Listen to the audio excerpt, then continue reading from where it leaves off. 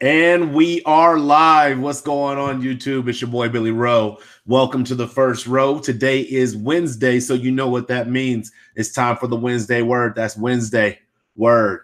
Jumping straight into it. Tonight's topic is habitual abnormalities. So as always, I like to explain what I mean by my topic. What do I mean when I say the term habitual abnormalities? What I mean by that is we sometimes in life, all of us, I don't even think there's anybody who's excluded from this, but sometimes in life we get caught up with behaviors that form habits for us. And so this is where the habitual part comes in. They perform habits, whether it's what we eat, what we do with our time when we're off from work, how we interact with people. We develop these things called habits. And those habits, sometimes they're good habits, sometimes they're bad habits. But I feel like there's this area in between the good and the bad habits that are abnormalities. And sometimes these can be good abnormalities, but tonight I want to focus on the negative abnormalities. So that habitual abnormality, what that is in the negative sense are the behaviors that we have decided to adopt into our habit cycle that are unhealthy for us. So what if we go back to eating a diet? Maybe we eat an excessive amount of sugar, guilty. Maybe if we go to exercise, maybe we don't exercise as much as we should. And this is a habit that is an abnormal behavior. The reason it's abnormal is because it's unhealthy. So it's outside of the normal range of behaviors that any self-preservation driven species should probably be interested in developing. So that's why I say it's an abnormal behavior. So it's not that the behavior itself is just like this crazy out of this world thing that's happening, but it's the fact that it's in this it's an unhealthy state, and we continually go back to it. And we go back to it so much, and the reason why I use the word habitual, we go back to it so much that when we're away from it, we feel like we crave it. It's like, when you're away from sugar for a little bit, you start to crave, oh, maybe I could go for some ice cream or a candy bar or a piece of cake. You start to crave these behaviors. So that's why I say habitual abnormalities. It's the behaviors that we know, whether consciously or subconsciously, that are unhealthy for us, that we tend to go back to time and time again. So in tonight's tools that I'm going to provide to you, I really started thinking about this topic and how can we get out of those habitual abnormalities and how we can fight the urge to go back to them, because we know that they are toxic behaviors that are not healthy for us in the first place. So with that, I want to jump straight in. What's going on, my brother Bruce? Welcome back to the first row. I want to jump straight in on these tools. So the first tool that I came up when I started thinking about habitual abnormalities, the first tool was understanding your value. And it's interesting that this is what comes up, that this is what came up for me, because I thought I was going to go somewhere like, oh, you got to stop doing this, or you got to stop doing that, or you got to be willing to just say no.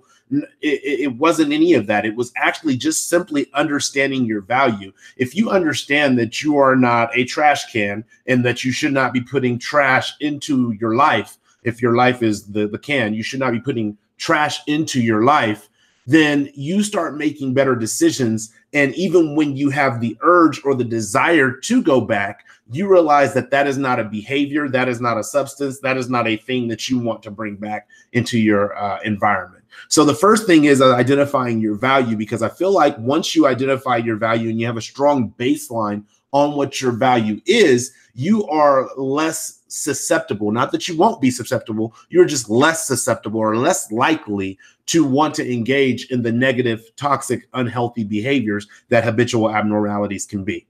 So that's the first tool, is just understanding your value. The second thing is that our second tool that I came up with when I was thinking about this particular concept was actually checking what your definitions are for whatever it may be. So let's say I'm in a relationship, and I would hope if I'm in a relationship, you would want that relationship to be a good, healthy relationship. So I have an idea of what a good, healthy relationship is. And so then what I can do is I could take that abnormality and bounce it against the definition and ask, does this meet my definition? Well, if we're arguing all the time, if we're at each other's throat, if we're stuck in domestic violence, if we're gambling away all of our money, if we're addicted to drugs, whatever it may be, if I put that abnormality of that relationship against the definition of what I think a healthy relationship is, and they don't match up, then I need to start asking myself, is this a habit that I want to regularly engage in? Is this a relationship that I want to readily go back to? I mean, we've seen in countless relationships where there's the breakup to make up, breakup to make up, breakup to make up. Well, at some point when you break up, if you ask yourself what you're going back to, and you realize that it's not healthy because you understand that nobody has worked on themselves, whether it's yourself or them, nobody has taken the time to really address the issue, then you're really just going back so that you can experience another breakup, which at some point you're going to desensitize yourself, and you're going to think that, well, if I'm not in these types of arguments, if I'm not in this breakup to makeup stage, then you don't really love me. No, that's not the definition of love, but the habitual abnormality will make you accept that as the definition of love, or will have you choose that as the definition of love to engage with it regularly. So that was the second thing, is check your definitions. Go back and put words against what the actions are. And if they don't match up, if you don't make dollars, it don't make sense. The third tool that I came up with while I was creating this concept was ask yourself what normal looks like. And this could be confused with the definitions, but it's not the exact same thing. So sometimes it's easier to look at things from a basic component, almost like removing yourself out of the situation and looking at it at a third-party perspective, or a third-person perspective, I'm sorry. And so when you ask yourself what normal looks like, let's take my job. My job, I go to work, do my job, come home. There is a scheduled time I'm supposed to be there. There is a scheduled time that I'm supposed to leave. There are certain things that are supposed to get done. And if those things are not getting done, then that's not normal, because it's the normal standard has already been set. So I'm able to go and take my actions instead of over the definition of what I think it's supposed to be. There's actually a standard that has been set and established based on what my performance should be. So then when I sit in a performance review, I can't be like, well, you know, I'm dealing with this, or I'm dealing with that, and this is why this is so hard, and this is why, you know, I can't get here, and this is why, you know, I can't make 1,001 excuses. I'll give you a great example. I think a week ago, or maybe a week and a half ago, one of my cell phone alarms, both of them did not go off. Like, I woke up and was like, man, I feel like it's kind of late. I feel a little rested. I don't feel like I'm as tired as I normally am when I wake up. And so my alarms didn't go off. I ended up being late to work. But here's the thing. We allow the habitual abnormalities to put us in a situation where, oh, you know, it just feels good to hit the snooze button. It feels good to hit the snooze button. And so we're late day after day after day after day after day. And then you're on a final written where, hey, you know what, if you're late one more time, then we're going to have to let you go. And then your alarms don't go off on your phone. Well, man, my alarms didn't go off. So now I have a legitimate excuse for why I'm going to be late. But because I've allowed the habitual nature to pull me back, whether that's staying up too late, whether that's hitting the snooze button too much, I've allowed that habitual unhealthy behavior or pattern to pull me back so much that I'm now on the edge, and it's too late for me to correct. I now have to fall off over something that really took place or that really happened and set me back. So that's I think we're on the third thing. So the fourth tool that I came up with in regards to habitual abnormalities was accept no excuses. And it's almost back to the baby, like, I know he beats me, but he loves me. I know she cheats on me, but she loves me. I know, you know, that we spend all of our money when we're out together, but we love each other. And so, you know, this is the life we want to live. We make a lot of excuses for the things that we could simply just say, you know what, I don't want to change that. But I think what happens is if we were to just simply say, I don't want to change something, that means that now we realize that it's a choice. It's no longer, oh, well, you know, this is just kind of happening. I don't know why my money's always funny. No, you made a choice that you didn't want to change that, remember? So then the question becomes well, now do you want to change your choice? So it gets caught up in relationships a lot, whether it's professional, it could be your religious relationship at your church home. It could be a relationship with your boyfriend or your girlfriend. But it gets caught up in that a lot, where we make excuses for, you know, the way somebody talks to somebody. Well, you know, I know he's very disrespectful to me, or I know she's very disrespectful to me, but that's just the way she is.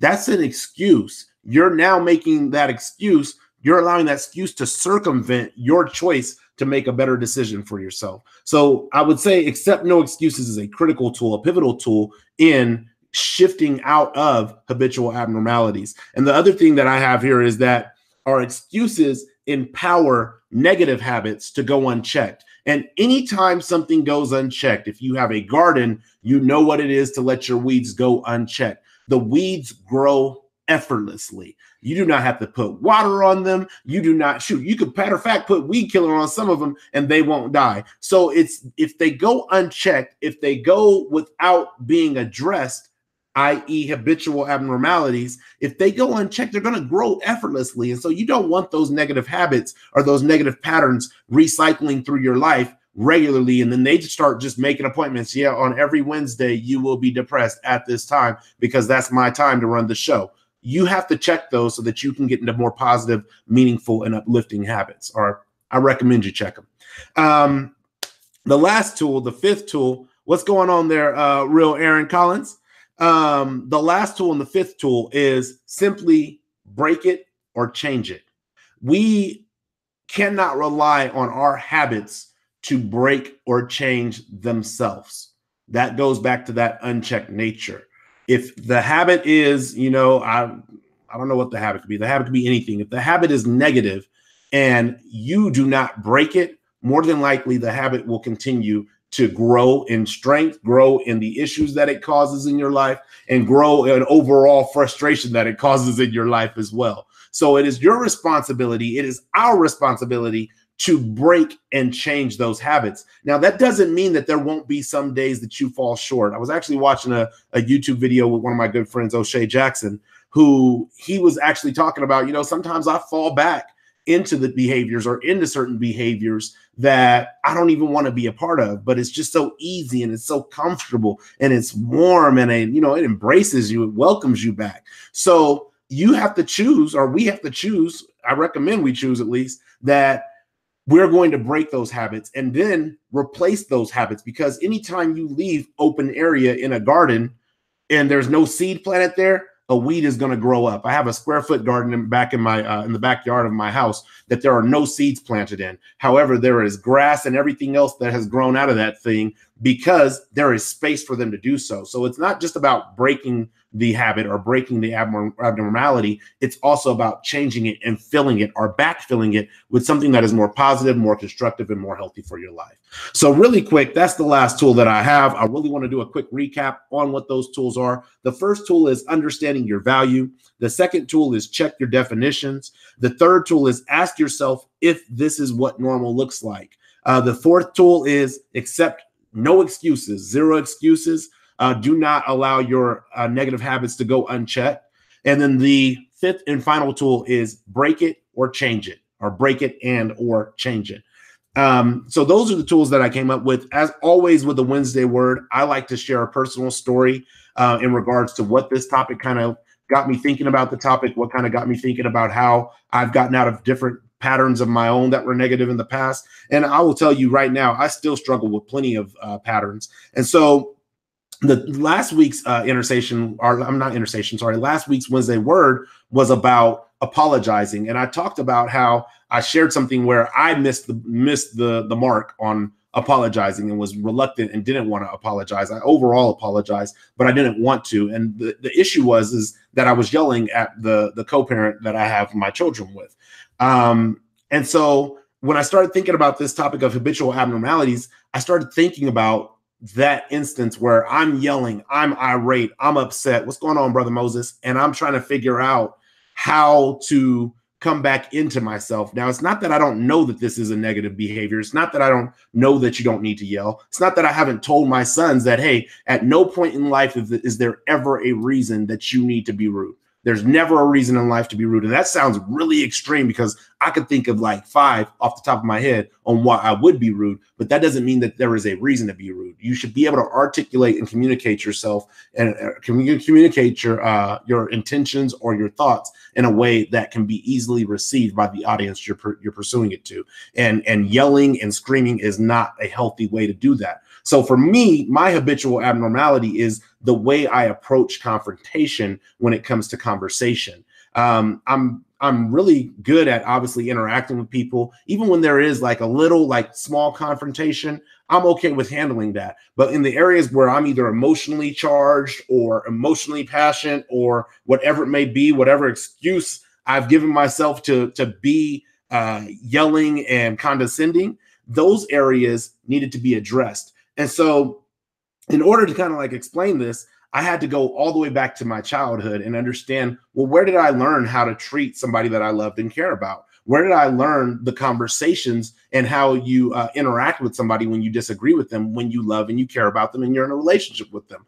And so I went back to my childhood. A lot of people don't know that I was raised in a household with domestic violence, where my mother fought, my dad fought. Like, it just was this constant, if it wasn't yelling, I mean, there was good times, don't get me wrong, but in the bad moments and the disagreements, it was really bad. And so I seen a lot of that in the early years of my life. And so I kind of created this little toolbox and this checklist of when you're with somebody and you love them and you want your relationship to last forever, here's how you argue with them. Here's how you interact with them when you're upset with them. And so I built these little tools, and yelling and really like just usurping authority and, you know, being boisterous and like putting my deep voice on and being serious, that all was in that toolbox. However, for me, when I was in relationships where communication broke down or where communication was rough or where we were having a disagreement, I was pulling those tools out thinking, hey, this is how you keep this relationship going. We're going to argue. It's going to get bad. Somebody's going to leave, and then somebody's going to come back, because I had taught myself that habitual abnormality was normal. I had experienced it so much that I allowed that to be what my definition of normal was. It wasn't until I became an adult when I really started looking at my actions and saying, Billy, did you really handle that well? Or did you just completely drop the ball and get all up in your emotions or all in your feelings or all in your chest and in your head about the option or about the conversation, and you really just went the wrong way with it? So I talk about that just because, again, it's not that you're going to get it perfect. That's why I said give yourself some leeway for some grace to realize that you're going to slip back sometimes. There are days where I slip back and I yell and I scream and I get frustrated, and then I want to just like lash out, and I may have to go and hit the heavy bag.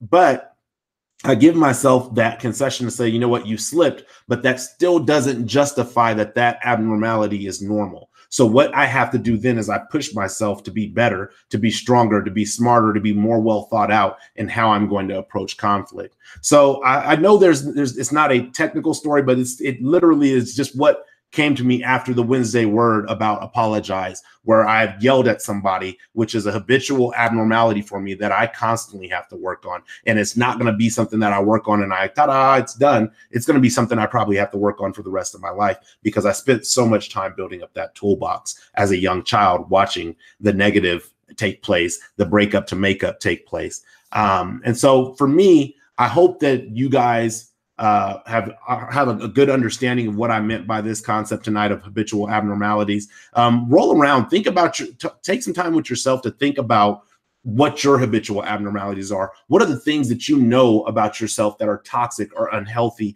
or not normal that you kind of like welcome into your life, and then you'll get them out of your life for a minute, and then you'll kind of crave them again. So you dip back into them, and maybe you minimize it by calling it a guilty pleasure. I'm not talking about those. I'm talking about true things that are negative and toxic that you need to exit out of your life, that we need to exit out of our lives in order to be the better and the best person that we can be. So other than that, the next live show that will be on I keep saying interstations. I'm on interstations tonight. But the next live show that we'll have on the first row will actually be an interstation. It'll be next Tuesday at 7 p.m. That will be an interstation on work ethic with a brother by the name of Keenan Prince. I'm really looking forward to that one. I hope you guys can tune into that live. But other than that, that's pretty much it for the Wednesday Word tonight. If you like this video, please share it. If you share this video, please like it. If you have not subscribed yet to the first row, please click the subscribe button right now. Click it, and then there'll be a little bell next to it, and click the bell too so you can be notified when the first row is live and on air. I'm always happy to engage with you guys in the chat or in the comments, whether if you're watching the replay or if you're watching live. But other than that, I thank you guys for watching tonight. One love, peace. Thanks for sitting on the first row. God bless.